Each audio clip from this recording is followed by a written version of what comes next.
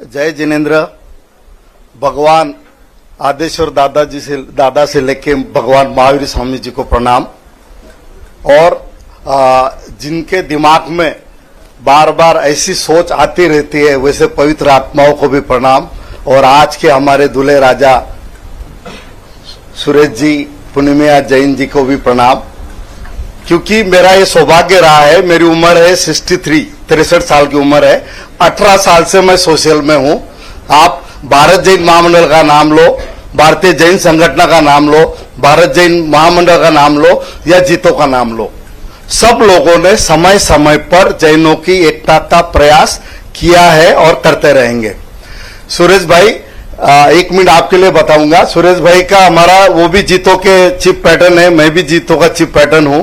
अभी हमारी सिर्फ 3 या 4 महीने पहले जियो सेंटर में हमारी पहचान हुई। इन्होंने जिसो का ओपनिंग किया है, वो मुझे मालूम था, पहचान हुई। मेरे बाजू में बैठे थे, बोले किशोर जी मुझे एकता से प्यार हुआ है।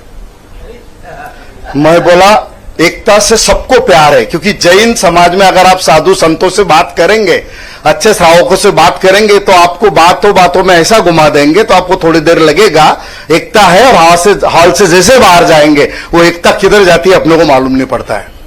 तो मैं बोला सुरेश जी आप बहुत पवित्र आत्मा हो, और एक युवा जिसके पास पैसा आ जाता है, धर्म का काम करता है, वो आजू बाजू देखता है कि यार मेरे जैन समाज, मेरा सब जगह जैन समाज है। जैसे बताया, पॉलिटिक्स में है, बिजनेस में है, हर बड़ा लीडर रहेगा उसका सेकंड पर्सन जो रहेगा वो जैन ही रहेगा। लेकिन जहां एकता की बात आती है, जब हमारा कोई काम पड़ता है, तब हम लोग एक नहीं दिखते हैं। वैसे सुरेश भाई के माइंड में थॉट आया। फिर मैं उनको बताया सुरेश जी ये थॉट बहुत पवित्र है। फिर उनको पूछा, मतलब सुरेश जी आपकी उम्र कितनी? हंसने लगे वो, ऐसा क्यों पूछ रहे किशोर जी? मैं बोला आप अभी लग रहे हैं मुझे 55 या 52, और औसत अपनी उम्र होती है 80 की। भले ही 100 साल जिए अपन, 25 साल है आपके पास। 25 साल इंटू 365, आपके पास मात्र कुछ 7-8 हजार दिन बाकी है जीवन के। तो ये 7-8 हजार दिन आपको कहां लगाने हैं इसके बारे में सोचो। तो फिर उनको बोला डिजिटल युग है, पहले पॉसिबल नहीं था। अभी हम जैन जनगणना, इंटरनल जनगणना, क्योंकि भारत सरकार के हिसाब से तो अपन सिर्फ 45 लाएंगे, लेकिन एक्चुअली आप जाएंगे ना तो हम लोग 2 करोड़ से कम नहीं है।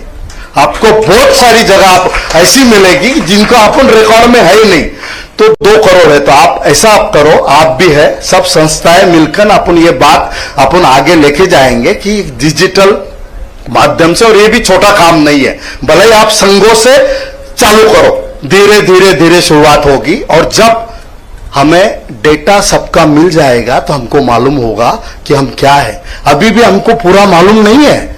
आप इतने भी हो, आप 50 संस्थाओं से जुड़े हो, तो भी आप कोई एक नई शादी में जाएंगे, फ्लाइट पे जाएंगे, आपको एक नया जैन भाई मिलेगा कि जिसकी आपकी पहचान नहीं है। इसके वजह से हम अगर ये डेटा अगर इकट्ठा कर पाएंगे तो ही हम कुछ कर पाएंगे।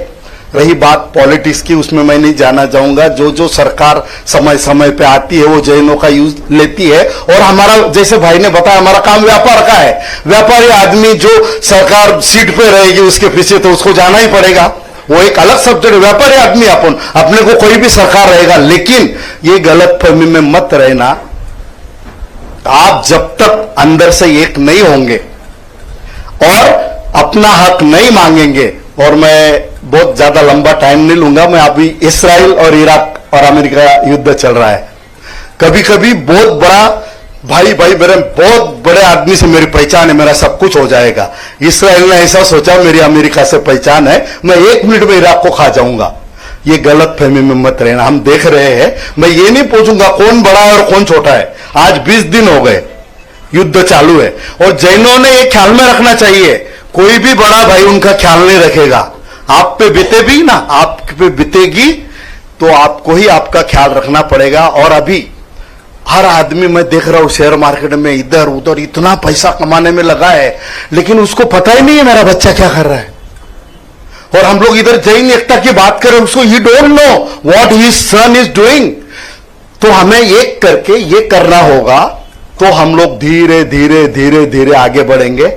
और हमारी जहां तक हमारे पवित्र आत्मा साधु संतों की बात है तो मैं बहुत डेयरिंग से कह पाऊंगा। आज इधर जो भी बैठे हैं ना, हम कोई मारवाड़ी नहीं, कोई गुजराती नहीं, कोई तेरापंथी नहीं, कोई स्थानकवासी नहीं, लेकिन हम जैसे ही गुरुदेव के पास जाते हैं हमारा पंथ दिखना चालू हो जाता है।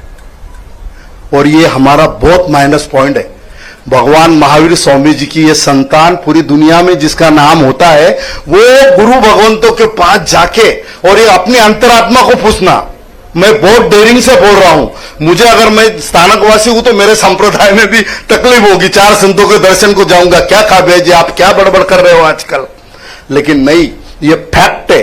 और इसके लिए आप देखो लास्ट तक एक भी आपको 40 साल वाला एक भी नहीं दिखाई दे रहा है, क्योंकि उनको मालूम है बच्चों को, साला मेरा बाप तो, मेरा भाई, मेरा अंकल, इसके पास पैसा आ गया, अभी घर पे कुछ काम नहीं है तो थोड़ा किधर तो भी सोशल में जाता है, कुछ तो भी करता है।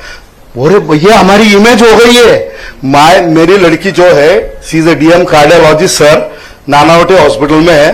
बोले आप कभी भारत जैन महामंडल में जाते हो, कभी जीतो में जाते हो, पापा आपको करना क्या है लाइफ में, वो भी मुझे पूछने लग गई। तो चलो सब्जेक्ट बहुत बड़ा है, सबका पवित्र भाव है, हम अंदर से एक हो जाओ, क्योंकि हमारे इतने भवन, इतने मंदिर बन रहे हैं, लेकिन ऐसे याद देखा ना कितने भवन, दुबई कितना बड़ा खड़ा हुआ, 4 भवन दुबई को खा सकते हैं। तो जैनों ने मैं 50 भवन बना लिए, 100 मंदिर बना लिए, इसके लिए मैं जिंदा रह जाऊंगा, ये मत सोचो। मेरे को कोई टीका नहीं करनी है, मुझे कोई गुरु भगवंतों को मैं कोई कम नहीं समझ रहा हूं, लेकिन अंदर से अंदर हम एक हो जाओ और डिजिटल प्लेटफॉर्म हमारा डेटा की तरफ बढ़ो, क्योंकि बहुत सारे लोग अभी भी फॉर्म इसमें मोबाइल पे नहीं है, तो उसका अपन प्रैक्टिकल उनके घर पे भरवा सकते हैं। और सब संगठनों से मैं भी सुरेश भाई मैं भी बात कर रहा हूं, जिसो का अपनी बात हुई थी, मैं जीतो वालों से बात किया, भारत जैन से बात किया, और तेरापंथ समाज ने तो अपना ऑलरेडी किया हुआ है, मतलब छोटा संप्रदाय तो उन्होंने किया हुआ है। तो हम लोग धीरे धीरे धीरे धीरे, क्योंकि आने वाले 5-10 साल में अगर हम डिजिटल हो जाएंगे तो हम लोग बच पाएंगे। अदरवाइज अगर आप बोलते हो मैंने 100 करोड़ कमा लिया, 500 करोड़ कमा लिया, 1000 करोड़ कमा लिया, मेरा जू में बंगला है, 15 साल बाद 50-100 बच्चे रोड पे आए तो आपको बंगले में से किधर भागना पड़ेगा मालूम नहीं। दुबई से कैसे अरबपति भाग रहे आप देख रहे हो ना। तो जय जिनेंद्र, जय महावीर। आप मतलब बस डिजिटल प्लेटफॉर्म से और कुछ भी करो, अंदर एक हो जाओ। एक जैन आदमी ने दूसरे जैन आदमी के बारे में गलत बोलना छोड़ दो, वही सही श्रद्धांजलि होगी भगवान महावीर के लिए। हमारा प्रॉब्लम क्या है, जैनों का दुश्मन जैन ही है, तो डोंट डू दैट कभी भी। भाई मेरा जैन भाई अभी वो बोले क्या हुआ, उसने तो लफड़ा किया था, पैसे कैसे आ गए उसके पास इतने। अरे आए ना भाई, आए ना, तू डोनेशन ले, लाभ ले, उसके पास किधर से आए मत सोच, आए होंगे उसके पास, आए होंगे। Don't think, you enjoy the things.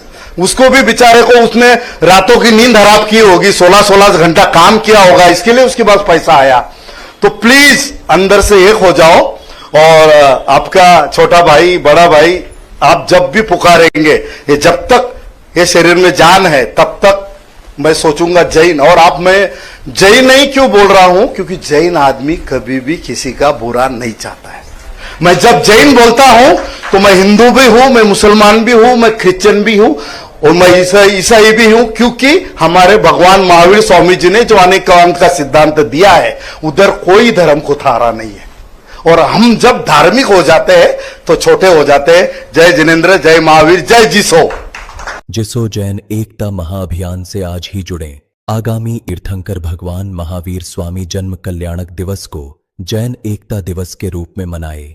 अभूतपूर्व जैन एकता का प्रदर्शन करें।